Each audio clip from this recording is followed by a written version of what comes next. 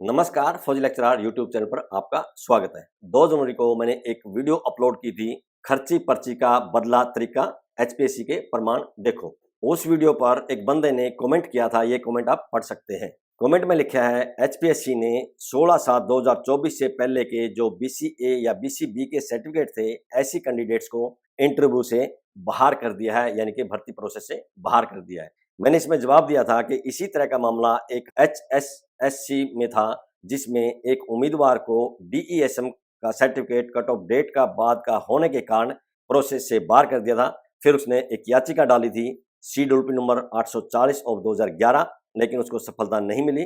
फिर उसने double bench में चैलेंज किया, जिसका LPA नंबर है 1033 ऑफ 2012, और वहां उसको सफलता मिल गई थी। यहाँ ध्यान देने की बात है कि हमारे देश में जो कैटेगरी बनाई है वो जाति पर आधारित है, और जो जातियां हमारे देश में बनी हैं वो जन्म पर आधारित हैं। यानी जो उम्मीदवार जिस जाति में पैदा हुआ है वो मरते दम तक उसी जाति का रहेगा।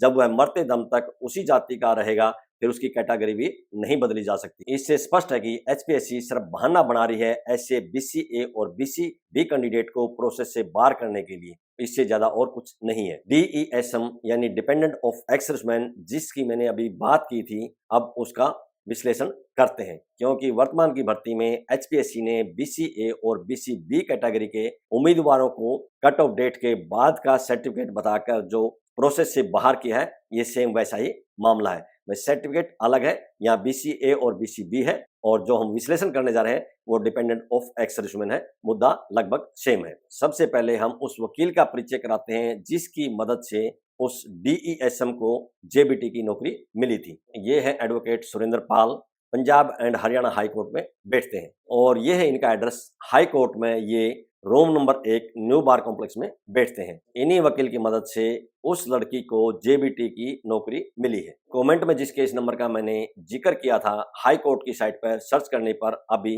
इस केस का जजमेंट उपलब्ध नहीं है, लेकिन 2014 के आसपास मैंने ये जजमेंट पढ़ा था। अभी हम हाई कोर्ट की साइट का स्टेटस दिखा देते हैं। यहाँ टॉप में देखिए CWP नंबर लिखा है 840 2011 का, डेट लिखी है 17 जनवरी 2011, यानी कि उस दिन ये फाइल किया गया था हाई कोर्ट में। यहाँ लेफ्ट साइड में देखेंगे ममता के नाम से ये केस है।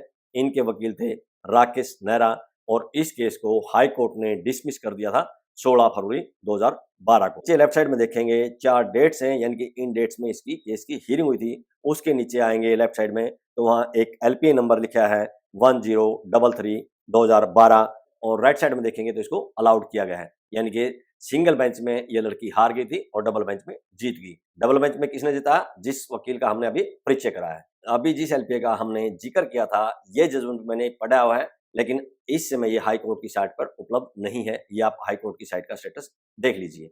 यहाँ टॉप में लिखा है LPA 1033 2012 का, राइट साइड में डेट लिखी है 24 जुलाई 2012, यानी 24 जुलाई 2012 को ये LPA फाइल हुई थी। लेफ्ट साइड में देखिए फिर ममता के नाम से केस फाइल है, और सुरेंद्र पाल इनके वकील हैं, और इसको अलाउ कर दिया गया कब? 28 अगस्त 2012 को। नीचे 3 आपको सेम एप्लीकेशन दिखाई देंगी, जिसमें एक में ऑर्डर दिखाई दे रहा है 25/7/2012 का। ये 25/7/2012 क्या ऑर्डर है ये भी आपको दिखाएंगे। हाई कोर्ट की डबल बेंच में केस जीतने के बाद भी हरियाणा स्टाफ सिलेक्शन कमीशन ने इस लड़की को जॉब नहीं दी, यानी कि इनका अपॉइंटमेंट नहीं दिया, जिस कारण से इस लड़की को दोबारा फिर एडवोकेट सुरेंद्र पाल की मदद से हाई कोर्ट में कोर्ट की अवमानना का केस डालना पड़ा। हाई कोर्ट की साइट पर चेक करने पर कोर्ट की अवमानना का केस का जजमेंट भी उपलब्ध नहीं मिला। कारण क्या है? ये सब जजमेंट क्यों हाई कोर्ट की साइट से हटा दिए, मुझे नहीं मालूम है। इस केस का शेड्यूल नंबर 840 ऑफ 2011 और LPA नंबर 1033 ऑफ 2012, ये दोनों जजमेंट हाई कोर्ट की साइट पर उपलब्ध थे।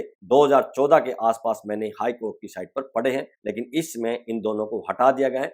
कारण क्या है मुझे नहीं मालूम है। इस केस में ममता ने हाई कोर्ट की अवमानना का जो केस डाला था हरियाणा स्टाफ सिलेक्शन कमीशन के खिलाफ, उसका जजमेंट भी हाई कोर्ट की साइट पर उपलब्ध नहीं है। ये आप स्टेटस देख लीजिए। टॉप में देखिए COCP यानी कि कंटेम्प्ट का नंबर है 3199 2012। राइट साइड में डेट देखेंगे 3 नवंबर 2012।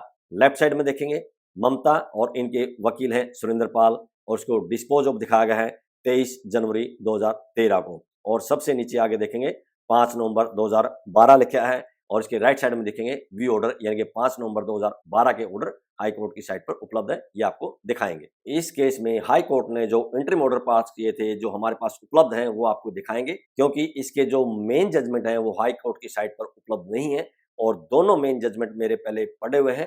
पहले उसके बारे में थोड़ा विश्लेषण कर लेते हैं। ममता नाम की लड़की फतेहाबाद की थी। इनके पिताजी आर्मी में सूबेदार थे और इनके पिताजी की जो रिटायरमेंट हुई थी वो 31 अगस्त 2009 को हुई थी और उस समय अगस्त 2009 में हरियाणा स्टाफ सिलेक्शन कमीशन ने 9,500 के आसपास जेबीटी की वैकेंसी निकाली थी, जिसमें ममता ने भी अप्लाई किया था। जेबीटी की वैकेंसी जो निकाली थी उसकी जो लास्ट कट ऑफ डेट थी वो 14 सितंबर 2009 थी, लेकिन इस भर्ती में फॉर्म अप्लाई करते समय ममता के पास डिपेंडेंट ऑफ एक्स-सर्विसमैन का सर्टिफिकेट नहीं था।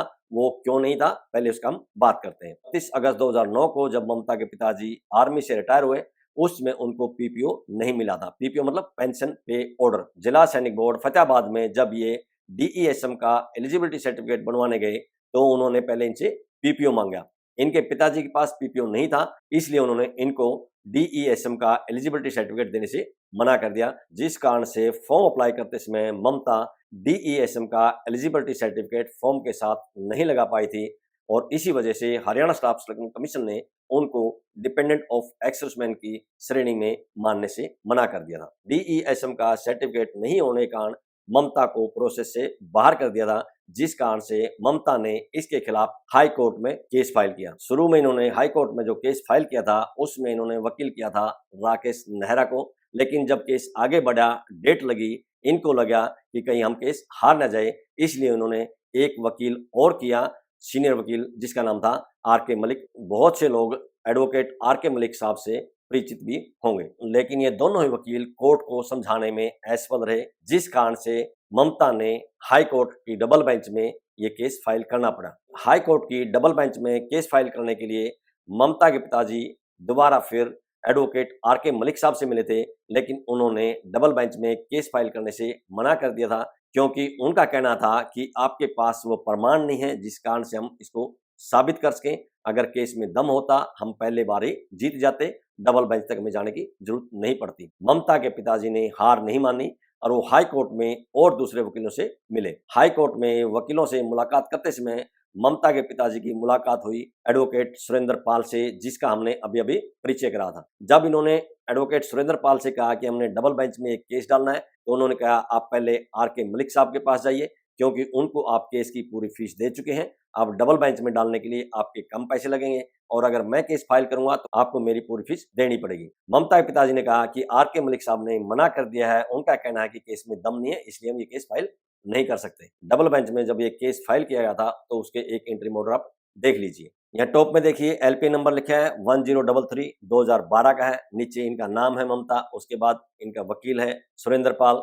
फिर यहाँ इन्होंने एक सीएम एप्लीकेशन लगाई थी, क्योंकि डबल बेंच में फाइल करने के लिए डिले हो गई थी 63 दिन की, उसके लिए एप्लीकेशन लगाई थी और हाई कोर्ट ने उसको स्वीकार कर लिया। यहाँ नीचे एक और एप्लीकेशन लगाई है, उसको भी हाई कोर्ट ने स्वीकार कर लिया है। हियरिंग की इसकी जो अगली डेट दी थी वो 6 अगस्त 2012 थी। आगे ऑर्डर में लिखा है जो याचिका करता है उसको रिट की 3 कॉपी सरकारी वकील को देनी है और अगर ये 3 कॉपी सरकारी वकील को देने में असफल होते हैं तो इनकी याचिका खारिज कर दी जाएगी। लास्ट पर हम देखिए जिला सैनिक बोर्ड फतेहाबाद के जो सेक्रेटरी थे उसको इस ऑर्डर में डायरेक्शन दी गई है कि अगली सुनवाई पे वो खुद हाई कोर्ट में हाजिर रहें और एक्सप्लेन करें इनको टाइम पर डिपेंडेंट ऑफ एक्स-सर्विसमैन का सर्टिफिकेट क्यों नहीं दिया गया। और यहाँ नीचे देखेंगे आपको डेट दिखाई देगी 25 जुलाई 2012। हाई कोर्ट के डायरेक्शन के बाद भी जिला सैनिक बोर्ड फतेहाबाद के जो सेक्रेटरी थे वो हाई कोर्ट में प्रस्तुत नहीं हुए और उन्होंने अपने ऑफिस से वेलफेयर ऑफिसर को हाई कोर्ट में उनकी जगह हाजिर होने के लिए भेज दिया। जब हाई कोर्ट में वो वेलफेयर ऑफिसर पहुंचे तो हाई कोर्ट ने उनसे सवाल किया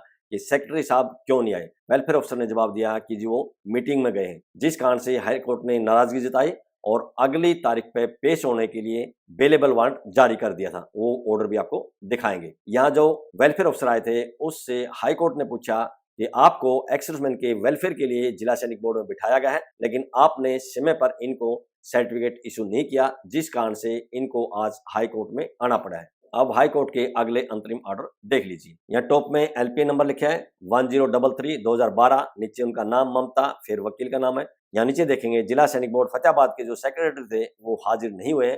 पिछले डायरेक्शन के अनुसार जो 25 जुलाई 2012 को डायरेक्शन दी थी, इसलिए उनके खिलाफ एक बेलेबल वारंट जारी कर दिया है और डायरेक्शन दे दी है सुप्रीटेंडेंट ऑफ पुलिस को और चीफ जुडिशियल मजिस्ट्रेट फतेहाबाद को कि अगली सुनवाई पर यह सुनिश्चित किया जाए कि जिला सैनिक बोर्ड फतेहाबाद के सेक्रेटरी हाई कोर्ट में हाजिर हो। और अगली सुनवाई की डेट दे दी 28/8/2012 और ये ऑर्डर पास किए थे 6 अगस्त 2012 को। अगली सुनवाई पर फतेहाबाद जिला सैनिक बोर्ड के सेक्रेटरी खुद हाई कोर्ट में प्रेजेंट हुए और जब बहस हुई, बहस के दौरान जिला सैनिक बोर्ड के सेक्रेटरी ने बताया कि इनका रजिस्ट्रेशन करने के लिए हमें पीपीओ चाहिए था, पीपीओ इनके पास था नहीं, जिस कारण से हम इनको डीईएसएम का सर्टिफिकेट नहीं दे पाए। कोर्ट ने कहा कि आप जिस कुर्सी पे बैठे हैं वहां कॉमन सेंस की भी जरूरत होती है कि जब इनके पिताजी 1 सितंबर 2009 को एक्स थे, भले ही उनके पास पीपीओ नहीं था, इनके पास डिस्चार्ज बुक थी जिसमें सारी डिटेल लिखी हुई थी, उसके आधार पर आप इनको डिपेंडेंट ऑफ एक्स सर्विसमैन का सर्टिफिकेट इशू कर सकते थे,